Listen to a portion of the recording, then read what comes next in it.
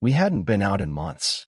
Between work, the kids, and all the little tensions that pile up in a marriage, it just never seemed like the right time. But 2 weeks ago, my wife, Emily, suggested we go out for dinner. Just the two of us. Her idea. Said we needed to reconnect, that we'd been drifting. I agreed right away. I missed her. I missed us. We picked the Italian place downtown, Varello's. Classy but comfortable, the kind of place where the servers know your name if you've been a few times. We'd celebrated our 5th anniversary there. It had history for us. Emily showed up dressed like she was going to a cocktail party. Tight black dress, heels, perfume I hadn't smelled on her in years. She looked amazing, and for the first time in a long time, I felt like I wasn't just dad or the guy who fixes the sink. I felt like her husband again. She was laughing more than usual, talking fast, almost too fast, kept checking her phone and apologizing. Just work stuff, she said. I tried not to overthink it. She was in a good mood, and I didn't want to ruin the night. Halfway through the pasta course, she excused herself to the bathroom. She took her phone with her. 15 minutes went by, then 20. At the 25-minute mark, I flagged down a server and asked if they could check on her. I was halfway through that sentence when I saw her. She wasn't coming back from the bathroom. She was across the restaurant, in a booth, with another man. Her back was to me, but I recognized her hair, her dress. And when she leaned in close to him, way too close, I felt the blood drain from my face. At first, I froze. I thought maybe it was someone she knew from work. A coincidence. Maybe she ran into an old friend. But then I saw her smile. Saw her tuck her hair behind her ear like she always does when she's nervous but flirty. Saw him take her hand. I stood up and walked straight over. What happened next? I still don't fully understand how I kept from yelling, from flipping the whole table. But I didn't. I just said, Emily. She jerked back like she'd been caught stealing. The guy, to his credit, immediately stood up and backed off. He didn't know me. I didn't know him. But the look on his face said everything. Guilt, panic, and something else. Like he thought she had told me they were over. She stammered. We were talking. And then she said the words that would send my whole world into freefall. I didn't plan this. It just happened, right there, in the middle of the restaurant where we were supposed to fix our marriage, where I thought we were taking the first step toward healing. She was cheating on me, not at some hotel room, not behind some digital screen, right there, in the same restaurant, at the same time. She left me at our table and walked across the restaurant to cheat on me with another man. And I still didn't know the half of it. The guy, her guy, left in a hurry. Didn't say a word. Just grabbed his jacket and slipped out the side door like a kid caught sneaking into a movie. Emily didn't even try to stop him. I remember standing there, looking at her, and realizing I didn't know who I was looking at. She looked like my wife, but something behind her eyes was different. She wasn't panicking the way I expected. She looked annoyed, like I had interrupted her night. We sat back down at our table, because I didn't know what else to do. My hands were shaking. The waiter had cleared our food while she was gone. I hadn't even noticed. I swear, she said, it wasn't planned. I didn't come here thinking he'd be here. But you knew he was going to be here. She looked down. You knew, I repeated. I just needed to talk to him, she said quietly. Talk to him? At the same restaurant you suggested we go to work on our marriage? I didn't know how to tell you, she whispered. He's been someone I've been talking to for a while. It got too far. I know it did. But I needed to end it in person. That was the line she clung to. That she'd meant to end it. That it was a coincidence. That he just happened to be at Varello's at the exact same time. It was such a bad lie I almost laughed. You left our table, I said. You got up, said you were going to the bathroom, and went over to his booth. She didn't respond. I got up and walked out. I stood in the parking lot staring at our car, wondering how to drive it without throwing up. She came out 10 minutes later and offered to drive. I shook my head. We didn't speak the whole way home. And that should have been it. That should have been the moment I packed a bag or kicked her out or called a lawyer. But when you've built a life with someone, mortgage, kids, history, it's not that simple. I slept on the couch that night. Didn't close my eyes once. The next morning, she acted like we'd had a fight over dinner or bills or something stupid. Like the whole thing hadn't happened. She made coffee. Said she had to get to work early. She kissed our daughter on the head and left without another word. And I sat at the kitchen table staring at her untouched mug, wondering how long she'd been lying to me. I started digging. I opened the family laptop while she was gone. She wasn't dumb as she deleted things. But not everything. There were messages. Not many, but enough. Emails with no subject lines. A hotel confirmation from 2 months ago. A shared Uber receipt from the same night she told me she was at a work happy hour. It had been going on longer than I thought. This wasn't some spur-of-the-moment mistake. She'd been cheating, hiding, covering tracks. And I had been sitting across from her every night, completely in the dark. I didn't tell her I knew. Not yet. I needed time. I needed to figure out what I was going to do. I started keeping records, screenshots, dates. I got a small notebook and wrote everything down, even things I didn't think mattered, because one part of me still wanted to fix it, and the other part of me wanted to burn it all down. Looking back, I should have known something was off. It's easy to say that now. Hindsight has perfect vision, doesn't it? But when you're in it, when you're living your life one laundry load, one school run, one dinner at a time, you miss things. Or maybe you don't miss them. Maybe you just convince yourself they're not what they seem. Like how Emily started working late more often. She used to be home by 6 like clockwork. The kind of person who hated staying after hours. But starting around the holidays last year, it became 2 or 3 times a week, then 4. Always with an excuse. Big project, new management, a crisis she had to clean up, or the way she stopped asking me how my day was. That sounds small, I know. But when someone stops caring about the little stuff, it means something's changed. I'd ask her how things were going, and she'd give me these vague answers. Busy, same old. And then she'd scroll through her phone like I wasn't even there. That phone became her new best friend. She guarded it like it held nuclear codes. Took it into the bathroom, kept it under her pillow, turned it face down, always, and never left it charging in the kitchen like she used to. I asked once, jokingly, "Who are you texting all the time?" She laughed. "No one important." It was such a dismissive answer that it shut me down immediately. And that became the pattern. Every time I pushed, even gently, she either brushed it off or turned it around on me. "You're paranoid. Why are you so insecure lately? Are you trying to start a fight?" She made me feel like I was imagining things. That's what hurt the most when it all blew up. Not just the betrayal, but the fact that she let me think I was crazy for months. I became obsessed. After the night at Varello's, it was like a switch flipped in my brain. Every minute she was gone, I was tracking the clock. Every phone buzz made my chest tighten. One night, about a week later, I decided to follow her. She told me she was going to her friend Beth's place for a girls' wine night. I said, "Cool, have fun." Acted normal. She left around 7:30. Kissed our daughter goodnight and promised to be back by 11. By 7:50, I was in my car. I drove to Beth's house, parked far enough away that I wouldn't be seen. No sign of Emily's car. I waited. At 8:20, I called Beth. She answered on speaker. I heard kids in the background. She sounded surprised to hear from me. "Hey, sorry to bug you. Is Emily there already?" Pause. "No, she couldn't make it tonight. Said she had something come up." My stomach dropped. I thanked her and hung up. So that was it. I drove around for almost an hour. My mind raced with possibilities, none of them good. At 9:15, I spotted her car parked outside a low-budget motel off the interstate, tucked behind a gas station. Not the kind of place you go for anything innocent. I sat there and waited. I counted the minutes. She came out at 10:03, hair tied back, carrying a small tote bag, wearing the same dress she left in. The man came out 2 minutes later. It wasn't the same guy from Varello's. It was someone else. Someone new. That was when I knew this wasn't a one-time mistake. This wasn't even an affair. This was a pattern. She was living a second life, and I was just background noise in the first. That night, I didn't say anything. I didn't scream. I didn't throw her phone in the sink or confront her at the door.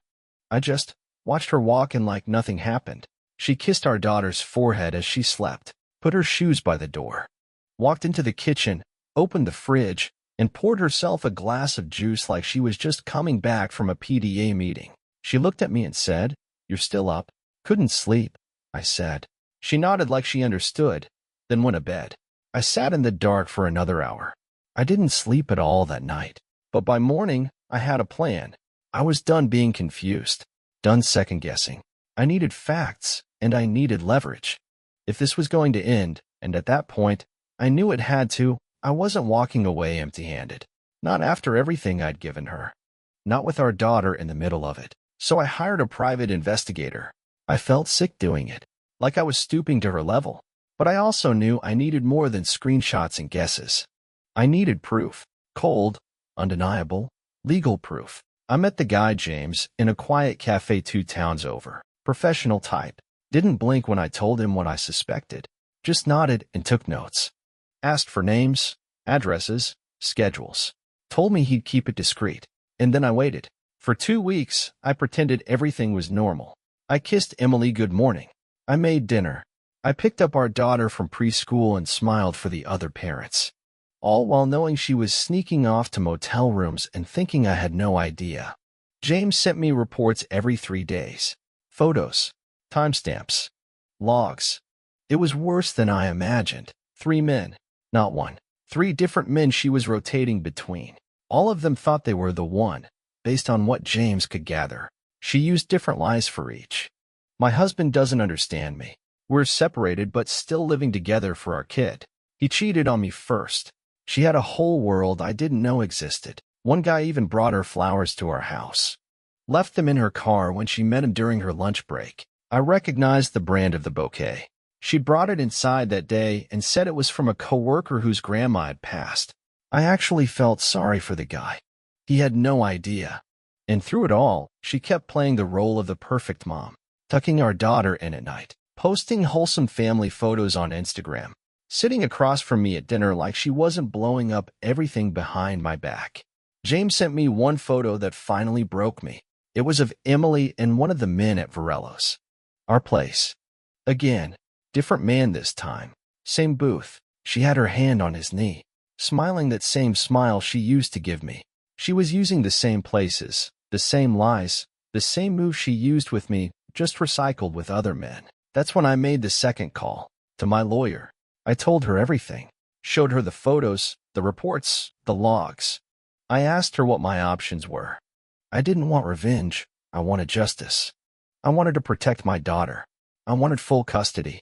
And I didn't want Emily manipulating her way into shared parenting like she manipulated me into years of believing we were happy. My lawyer, Deborah, was calm but firm. You have a very strong case, she said. But you need to be strategic. She's going to fight. People like her always do. And she was right. Because when the papers were served, Emily lost it. The papers were served on a Tuesday afternoon. I made sure she got them at home, when our daughter was with my sister. I didn't want her witnessing any of it. I still believed, somehow, that Emily might want to protect her too. She didn't. The doorbell rang. She answered it in yoga pants and a tank top, her hair up, completely unsuspecting. The process server handed her the envelope, and she actually laughed at first. I'm sorry. What's this? She said. And then her face changed. She looked at me across the room and said, You're joking. You're divorcing me. I didn't say a word. Just stood there. You sneaky little coward, she hissed. You think this is how you do it? You couldn't even talk to me. That set something off in me. Talk to you, I said, my voice shaking. Like how you talked to me every time you left this house to screw around with strangers. Like how you talked to me when you sat across from me and pretended to be working on our marriage, while you were meeting men at motels and restaurants we used to celebrate anniversaries at. She went pale. You followed me? I don't need to follow you. I have proof. Everything. Every man. Every lie. She tried to compose herself, but her face couldn't keep up. She stammered something about how I was invading her privacy, about how she had needs I didn't understand, about how she felt trapped. That was the first time she showed me the real her, not the version she puts on for friends, not the soft-spoken good mom everyone else saw. No, this was cold, angry, manipulative Emily. You're just mad because you couldn't keep me satisfied, she spat. I stared at her. I loved you, I said. You were my whole world. I bent over backwards for this family, and you set it all on fire for what? Some cheap attention from guys who don't even know your last name. She rolled her eyes. Don't be so dramatic. I almost laughed. Dramatic. That night, she left, slammed the door behind her, and went to her sister's. She told everyone I was going through something, that I was acting erratic. She even implied I might have been having a breakdown. But here's the thing about having the truth on your side. It holds. I stayed calm. I documented everything. When she tried to stir the pot with mutual friends, I let her talk. I knew court was coming, and I knew that's where the truth would finally matter. My lawyer filed for full custody, citing emotional instability, infidelity, and deception. We backed it up with James' documentation, emails, photos, and timelines. I wasn't trying to punish her. I just wanted to protect my daughter from growing up in a house where truth meant nothing. Emily, of course, lawyered up, and that's when things went from ugly to full-on war. She tried to flip the narrative, claimed I was emotionally manipulative, that I was cold, that I had neglected her. She even brought up minor arguments from years ago, twisting them into patterns of verbal hostility. But she didn't realize what we had. She didn't realize how thorough I'd been. Emails, texts, GPS logs, security cam footage from the motel, witness statements from the PI, even the bouquet card that she forgot to throw out, which we matched to a charge on one of the men's credit cards. Her lies couldn't stand, and it drove her mad. I caught her screaming on the phone one night to one of her boyfriends. She thought I was asleep. She said, and I'll never forget this, "He has no right to take everything just because I had a little fun." Fun. That's what she called it. Years of betrayal, gaslighting, emotional abandonment. Fun. But she'd soon learn. The court didn't see it that way. The day of the first hearing felt surreal. I walked into the courthouse in a button-down shirt and tie I hadn't worn since my old job interview years ago. My hands were clammy, my heart pounding, but I had one thing on my side: the truth. Emily was already inside when I arrived. She looked polished, hair done, blazer, heels, like she was auditioning for a role. When she saw me, she didn't even blink. Just turned her head, like I was some stranger in a waiting room. Her lawyer sat beside her. Young guy, slick, kept glancing at his phone between conversations. Mine, Deborah, sat next to me and gave me a quiet, firm nod. "You're prepared," she said. "Let's show them why you're here." The courtroom itself was quiet. No jury, just a judge, a clerk, and a few other couples waiting their turn. Our case wasn't criminal, but the energy in that room? You could feel it, like everyone was holding their breath. We went first. Deborah started with the facts. A marriage of 7 years. One child, age 5. Stable home life, until 6 months ago, when I began uncovering repeated infidelity. She presented the evidence calmly, methodically. Never sensationalized it. Just facts. The judge listened, took notes, occasionally raised his eyebrows when Deborah referenced dates and supporting documents. She brought up the private investigator's report, handed over the photo timeline. The judge flipped through the packet slowly, and then it was Emily's turn. Her lawyer stood up and started spinning a different version of our life. He claimed she felt emotionally isolated, that I was obsessed with routine, that I pushed her away and she acted out of desperation, that we had grown apart and she was simply seeking comfort. Emily kept nodding along, lips pressed into a trembling frown like this was also painful for her to relive. Then she looked the judge in the eye and said, "I made mistakes, but I'm a good mother. I never let my personal pain interfere with how I cared for our daughter." That was when Deborah stood again. "Your Honor, we're not here to attack her character, but to establish a pattern of deception. Ms. Evans didn't make one mistake. This wasn't a lapse in judgment. We have documented, repeated, deliberate infidelity with multiple partners, sometimes overlapping." The judge looked directly at Emily. "Ms. Evans, do you dispute this?" She hesitated, just for a second. I don't remember the exact timeline," she said, "but I never meant for any of it to affect our daughter." That was her defense. She didn't remember. Deborah responded with cold precision.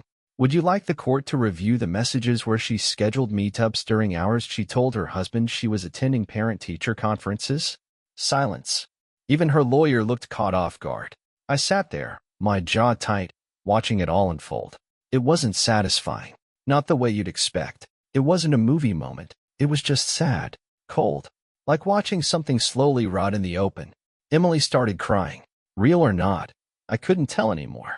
The judge eventually called for a recess, said he needed time to review the documents in full before issuing a temporary custody arrangement. I stood up, exhausted, numb.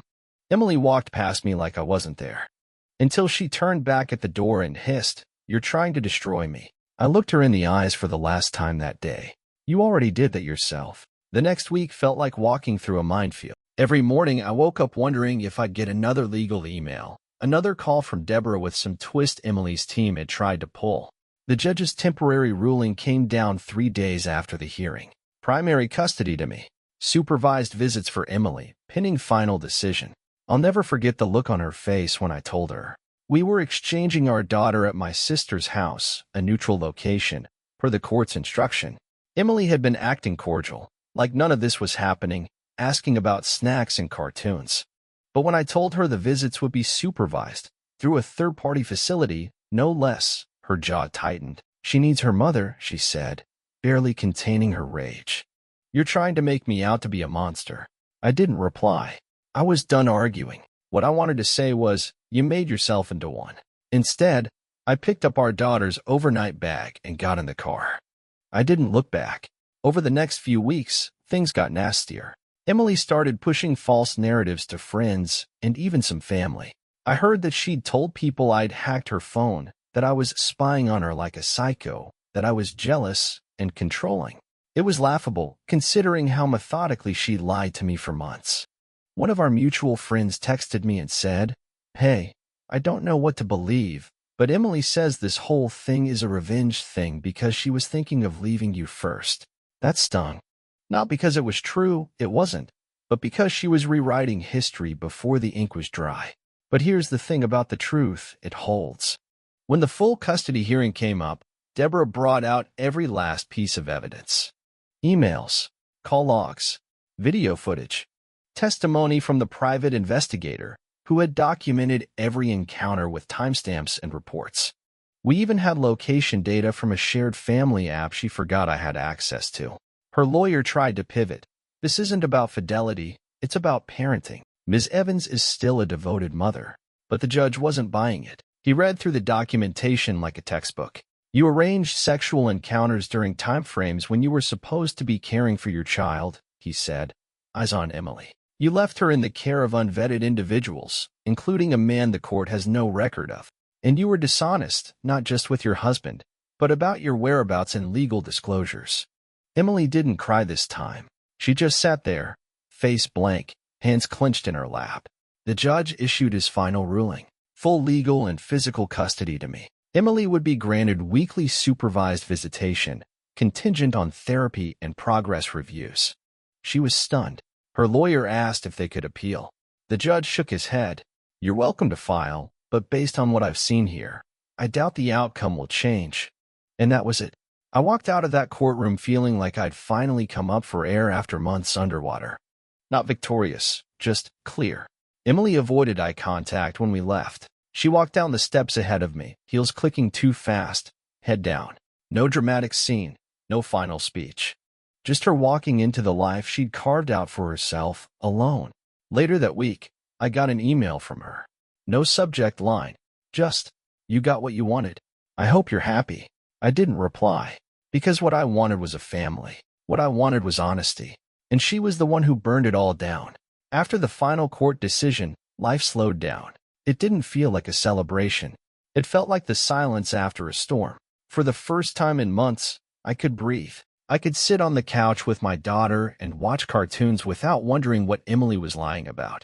I could sleep at night without checking the front door twice, without replaying phone conversations in my head trying to decode what was real and what wasn't. The healing started small. I deleted the apps I'd used to track her activity. The shared calendar. The security app she'd long forgotten I had access to. I packed up the photos of the two of us, wedding pictures, vacation shots, anniversary nights, and put them in a box in the basement. Not to destroy, just to put away. It hurt. Every single step of it. People who haven't been betrayed like that don't always understand. The memories don't die when the relationship ends. They echo. You remember the soft mornings, the inside jokes, the way she looked at your daughter the day she was born. And it all hurts, because the person who gave you those moments is the same person who turned your life inside out. But I focused on our daughter. She became my anchor. We started new routines, Saturday pancakes, Tuesday library trips, bedtime stories we made up on the fly. She adjusted better than I expected, though every once in a while she'd ask, "When is mommy coming over?" The first few times, I had to excuse myself and cry in the bathroom. I kept things neutral when I talked about Emily. As much as I wanted to scream and rant about what she did, I never let it touch my daughter. That was a promise I made to myself. Emily, to her credit, or maybe out of necessity, started attending the supervised visits. Once a week, she'd show up at the family center, smile a little too wide, and hand over a bag of snacks or a coloring book. I didn't talk to her beyond what was necessary, not out of anger anymore, just self-preservation. She tried, once, to call me outside of the custody arrangement. I let it go to voicemail. Her voice was soft, almost unfamiliar. "I know you hate me. I know I ruined everything, but I do love her. I don't expect forgiveness. I just wanted to say that." I never responded. It wasn't about hate. It was about consequences. One evening, about a month after the ruling, I ran into one of the men she'd been involved with. Not the one from Varello's, the one from the motel. He was at a gas station near the edge of town. He recognized me instantly. "Hey, man, listen," he said, "hands up. I didn't know she was married.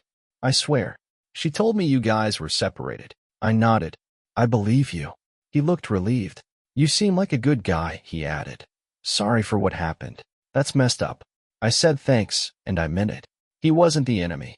He was just another thread in a web of lies Emily had been spinning for who knows how long. That night, I sat in the kitchen after my daughter went to sleep, holding a photo of the three of us at the beach, back when I still believed everything was real. And I realized something. I had loved her, completely, deeply, with every part of myself, and she had thrown it away for attention, for ego, for whatever hole inside her she thought needed filling. But that didn't make me less. It made her less worthy of me. That realization hit like a wave, but it left something clean in its place. Clarity. I thought that would be the end of it. Thought the court ruling would be the final chapter. That she'd take the L, move on, maybe try to reinvent herself somewhere else. But Emily never liked losing. 2 months after the final decision, I got an email from her lawyer. She was filing for modification of custody, claiming she'd made significant emotional and psychological progress and was ready for unsupervised time with our daughter. I sat there, reading that email over and over, trying to understand what part of this she thought she could erase. She wanted joint custody again. After everything, Deborah called me as soon as she got the filing. "It's a long shot," she said, "but we're going to take it seriously. People like her, they don't stop until the door is locked shut." I started preparing all over again. The court date was set for 5 weeks out. In that time, Emily submitted therapy records, short sessions, basic talk therapy, nothing intensive, nothing that really addressed what she'd done. She also included character references, 2 from coworkers, 1 from her yoga instructor, and, believe it or not, 1 from her sister. I guess she'd smoothed things over there. I didn't respond directly. I let Deborah do the talking. But inside, I felt the fire again. The anger I thought I'd buried came roaring back. Not just because she was trying to claw back time she didn't deserve, but because she still wouldn't own it. No apology, no accountability, just a spin, a story. Things were complicated. I was hurting. He shut down emotionally. I needed comfort. I made a mistake. No, that wasn't a mistake. That was a campaign. The hearing was smaller, more informal this time. Just the judge, the lawyers, and the 2 of us. Our daughter wasn't involved directly, but the weight of her future sat heavy in that room. Emily wore soft colors. She spoke in measured tones. "I've done the work," she said. "I'm in therapy. I've taken time to reflect. I've made lifestyle changes. And I believe it's important for my daughter to see both parents as equal, involved, and cooperative." Then it was my turn. I didn't go in angry. I went in honest. I told the judge the truth, that she had a pattern of deceit that spanned years, that her relationships with multiple men weren't mistakes, they were choices, that she prioritized her own needs over her family, over her daughter, again and again. "She's not a bad person," I said, "but she's shown she can't be trusted to put our daughter first. And until that changes, I believe supervised visits are the safest option." Deborah closed with something powerful. Progress isn't just time passed, it's behavior changed. Ms. Evans hasn't demonstrated sustained responsibility nor full accountability. We respectfully asked the court to deny the petition. The judge sat quietly for a long time. Then he leaned forward. I've reviewed everything submitted. Ms. Evans, while I acknowledge your efforts, I agree with the respondent. There's no indication that the patterns of deception, secrecy, or instability have been fully addressed. He looked at both of us. Custody arrangement will remain unchanged. Petition denied. Emily didn't cry this time, either. She just stared at the table. I think maybe, finally, she understood that this wasn't a fight she could talk her way out of. After the hearing, she walked past me in the hallway. No words. No eye contact. But right before she hit the exit, she stopped and looked back. I didn't think it would end like this, she said. Neither did I. But it had to. It's been 7 months since the final hearing. Life isn't perfect, but it's peaceful now. My daughter is thriving. She's laughing more, sleeping better, and drawing these little family pictures where it's always just the two of us. Sometimes I catch her looking at me when she thinks I'm not paying attention, like she's studying my face, making sure I'm okay. It breaks my heart and heals it at the same time. Emily still has her supervised visits once a week. She shows up. She tries. I won't pretend she doesn't love our daughter, but love isn't the same as being fit. Love isn't the same as stability or consistency or honesty. And no judge in the world is going to hand a child over to someone just because they say they've changed. We don't talk unless we absolutely have to. Most of our communication is through the app the court made us use, neutral, trackable, timed. She sends occasional updates from the visits. I send back a thumbs up, maybe a thanks. That's it. There are days when I still feel angry, but not at her. At me, for not seeing it sooner, for staying as long as I did, for believing so hard in a version of her that never really existed. I look back at the dinner at Varello's now, and it feels like watching another man's life fall apart. But then I remember what came after. I remember the court, the evidence, the moment the judge said the words I had barely dared to hope for. Custody awarded to the father. That was the moment I got my daughter back. My dignity, my future. It didn't make the pain disappear, but it gave me a place to rebuild from. People sometimes ask me if I think she'll ever change. If I think she really feels remorse. Maybe she does. Maybe she doesn't. But that's not my responsibility anymore. I gave her every chance. I showed up. I stayed faithful. I worked on us when I had nothing left. And when she chose strangers over her own family, not once, not twice, but over and over, I still gave her the benefit of the doubt. But in the end, the truth caught up with her. She broke the trust. She broke the family.